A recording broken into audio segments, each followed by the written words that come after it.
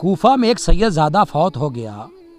جنازے میں کوفہ کے بڑے بڑے لوگ موجود تھے، سب ساتھ چل رہے تھے کہ اچانک جنازہ رک گیا۔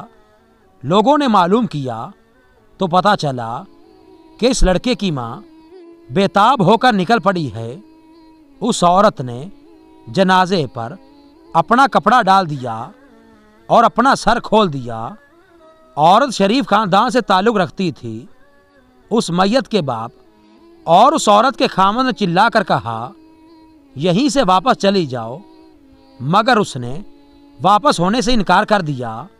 باپ نے قسم کھا لی کہ لوٹ جاؤ ورنہ تجھے طلاق، جبکہ اس عورت نے بھی قسم کھا لی کہ اگر میں نماز جنازہ سے پہلے لوٹوں تو میرے سارے غلام آزاد۔ قسم کھاتے ہی دونوں کو احساس ہو گیا کہ انہوں نے کتنی بڑی غلطی کی ہے۔ اب اگر عورت میت کے ساتھ جنازگاہ تک جاتی تو اسے طلاق ہو جاتی، اور اگر وہ وہیں سے واپس ہوتی تو اس کے سارے غلام آزاد ہو جاتے۔ سب لوگ پریشان ہو گئے۔ انہوں نے وہاں موجود بڑے بڑے علماء سے درخواست کی کہ اس مسئلے کا کوئی حل بتائیں، لیکن سب نے کہا کہ ایک صورت تو ضرور پوری کرنا پڑے گی۔ مجمع میں سے کسی نے اسی وقت ایک عالم سے ساری صورتحال بیان کی۔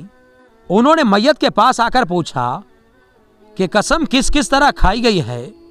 چنانچہ میت کے باپ اور ماں نے اپنی اپنی قسم بتا دی۔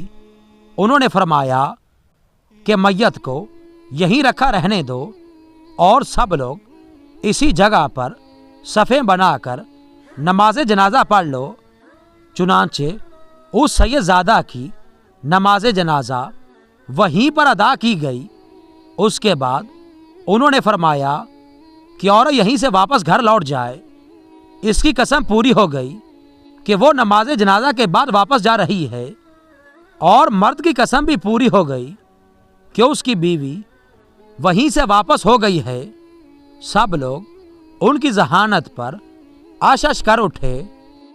یہ عالم اپنے وقت کے بہت بڑے امام تھے، اور آج دنیا انہیں امام اعظم ابو حنیفہ رحمۃ اللہ علیہ کے نام سے جانتی ہے۔